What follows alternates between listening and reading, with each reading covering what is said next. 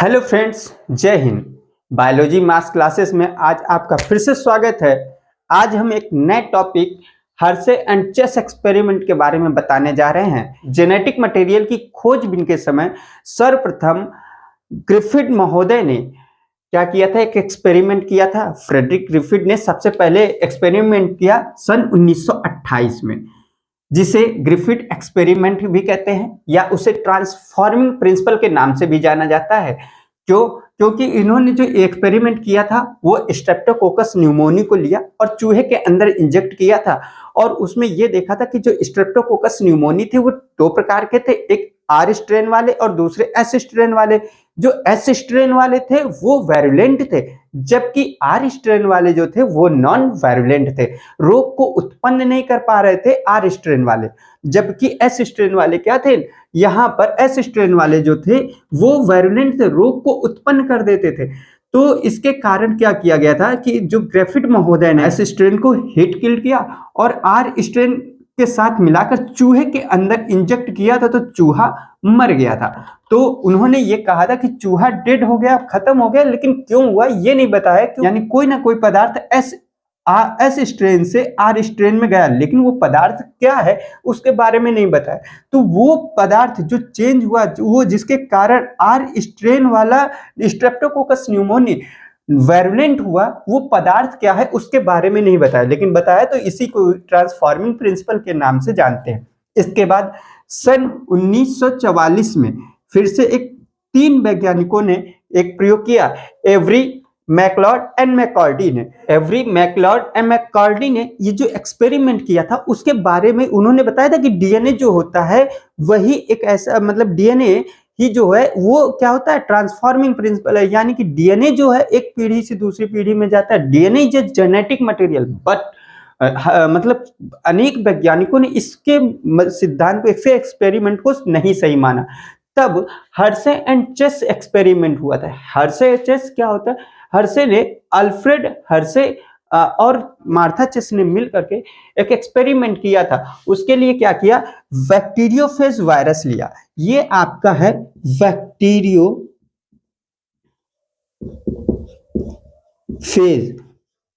Virus. Bacteriophage virus जो होता है ये क्या करता है, तो बैक्टीरिया को नष्ट करता है। और उन्होंने ये क्या किया, बैक्टीरिया लिया। ये बैक्टीरिया ई कोलाई था, ई कोलाई बैक्टीरिया को लिया, एस्चेरिचिया कोलाई को लिया।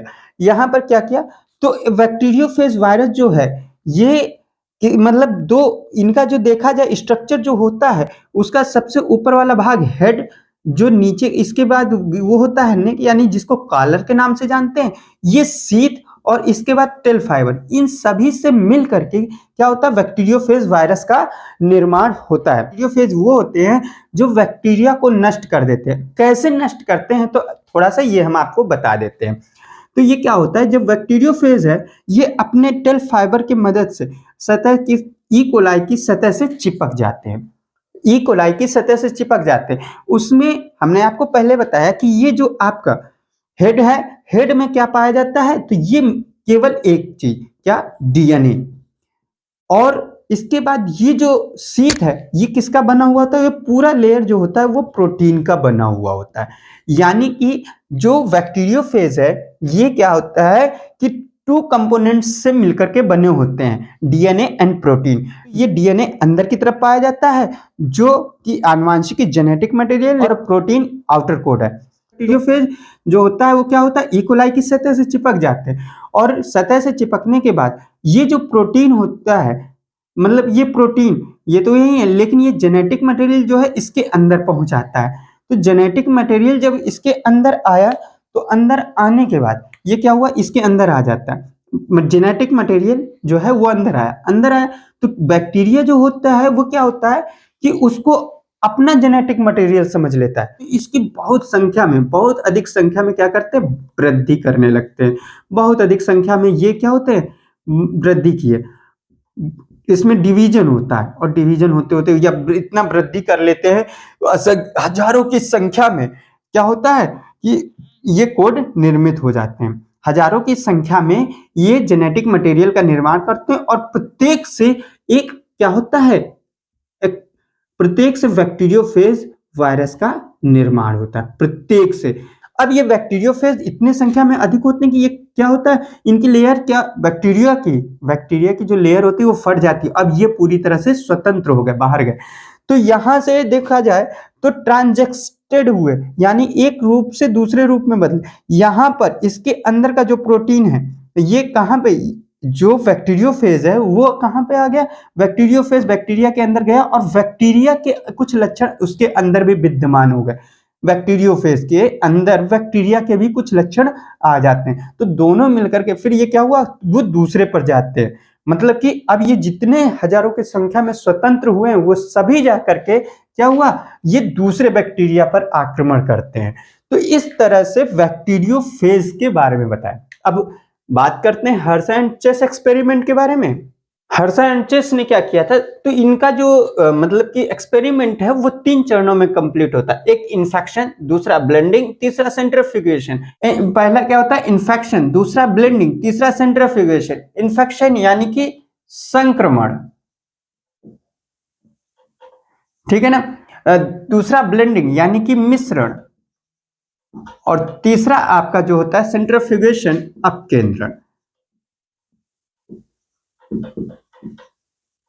तो हमने आपको सबसे पहले संक्रमण के बारे में, जो इन्फेक्शन के बारे में बताया कि जो ई कोलाई होता है बैक्टीरिया, उसको क्या करता है, रोगग्रस्त करके नष्ट कर देता है। तो उसको ई कोलाई को क्या करता है, संक्रमण, इन्फेक्शन का काम करता है।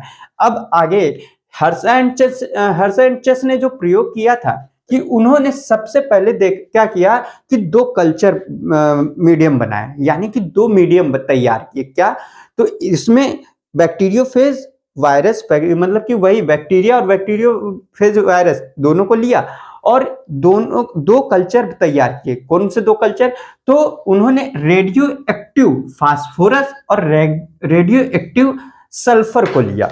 अच्छा, रेडियो एक्टिव सल्फर और रेडियो एक्टिव फास्फोरस को लिया, 2 कल्चर अलग अलग तैयार किए। उसमें क्या हुआ, तो सबसे पहली बात हम करते हैं कि जो रेडियो एक्टिव फास्फोरस है, तो फास्फोरस आप पढ़े होंगे कि यहां पर हमने पहले जो बताया, जो डीएनए बना होता है वो किसका, पेंटोज शुगर, नाइट्रोजनस बेस और फास्फोरिक अम्ल का बना होता है, यानी कि फास्फोरस उसमें पाया जाता है। डीएनए में क्या पाया जाता है, फास्फोरस। तो क्या करेगा कि जब यहां पर रेडियो एक्टिव फास्फोरस लिया गया, तो जब यहां पर पहले कल्चर में क्या हुआ कि रेडियो एक्टिव फास्फोरस को जो डीएनए होता है वो उसको अवशोषित कर लेता है, मतलब उसको ग्रहण कर लेता है ज्यादा से ज्यादा बैक्टीरियोफेज। तो यहां पर क्या हुआ कि सबसे पहले मतलब कि ये आपका बैक्टीरियोफेज जो है ये बैक्टीरिया से चिपका, और इसके बाद उसमें क्या हुआ कि जो फास्फोरस था, रेडियो एक्टिव फास्फोरस था, उसको मतलब वो ग्रहण कर लिया। और रेडियो एक्टिव यहां से ये जो पदार्थ था वो क्या हुआ कि ये बैक्टीरिया में आ गया। यानी कि देखो यहां पर डीएनए हमने अलग कलर का दिखाया, ये आपका रेडियो एक्टिव डीएनए है। अब ये डीएनए कैसा है, रेडियो एक्टिव डीएनए है, ठीक है ना, रेडियो एक्टिव डीएनए। और इसके बाद जब ये रेडियो एक्टिव डीएनए है, ठीक है ना, और यहां पर जो सल्फर दूसरा कल्चर मीडियम था वो कैसा था, तो उसमें हमने बताया रेडियो एक्टिव सल्फर लिया था, रेडियो एक्टिव सल्फर लिया गया। तो उसमें क्या हुआ, सल्फर मतलब ये आपका जो आउटर लेयर है बैक्टीरियोफेज का, आउटर लेयर किसका बना होता है, प्रोटीन का। और आपको मालूम है कि प्रोटीन यानी कि जो सल्फर है, सल्फर किसमें है, तो प्रोटीन में।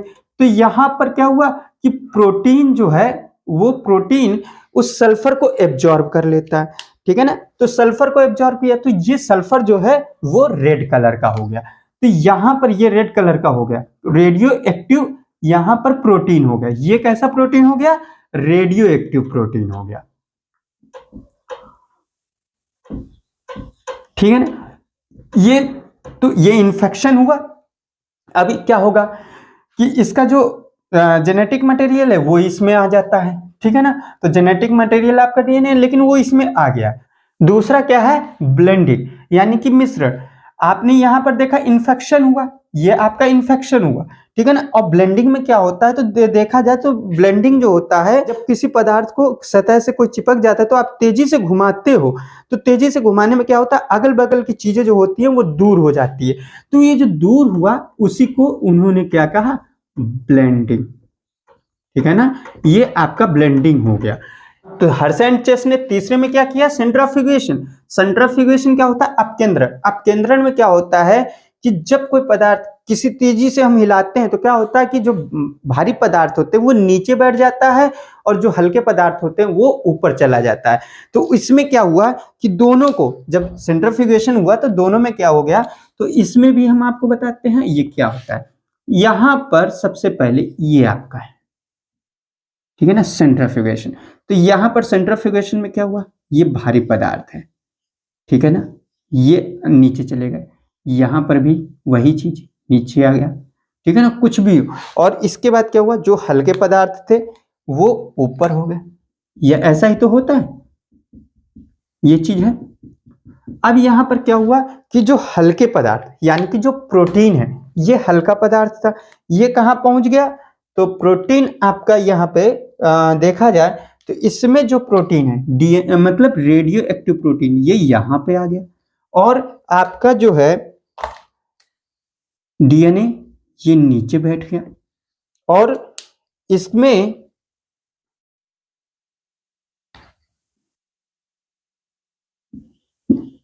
डीएनए यहां पे नीचे आ गया, और जो प्रोटीन था वो ऊपर ही रहा, इस तरह से, ठीक है ना, ये प्रोटीन वाला आवरण, प्रोटीन ऊपर ही रहा।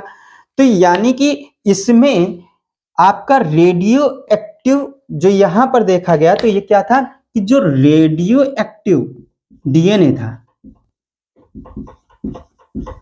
रेडियो एक्टिव डीएनए वो नीचे रहा।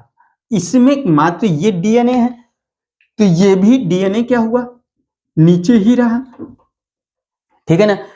और इसमें क्या था, जो प्रोटीन लेयर थी वो ऊपर आ गया, इसका भी प्रोटीन, रेडियो एक्टिव प्रोटीन, ये आपका रेडियो एक्टिव प्रोटीन है, तो प्रोटीन दोनों है लेकिन ये रेडियो एक्टिव है, ये ऊपर की ओर आ गया, यानी हल्के पदार्थ से तो ऊपर आ गए।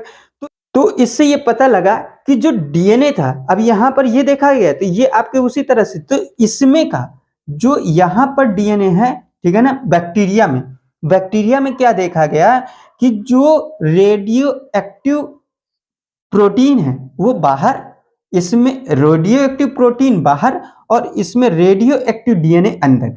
इसमें डीएनए अंदर है और इसमें रेडियो एक्टिव मतलब इसमें जो साधारण प्रोटीन था वो भी बाहर। तो ये देखा गया रेडियो एक्टिव से कोई प्रभाव नहीं, जो डीएनए है वही अंदर गया है, जो रेडियो एक्टिव डीएनए है वो अंदर गया है। तो इसलिए उन्होंने इस बात को सिद्ध किया कि जो अंदर जाने वाला पदार्थ है वो डीएनए ही है, यानी कि DNA is a genetic material.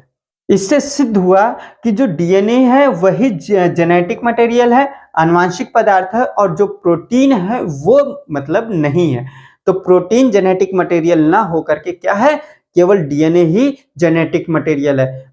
अगर वीडियो पसंद आए तो उसे लाइक करें, सब्सक्राइब करें और अपने फ्रेंड को शेयर जरूर करें। आज के लिए इतना ही, नेक्स्ट वीडियो में फिर से मिलेंगे, तब तक के लिए धन्यवाद।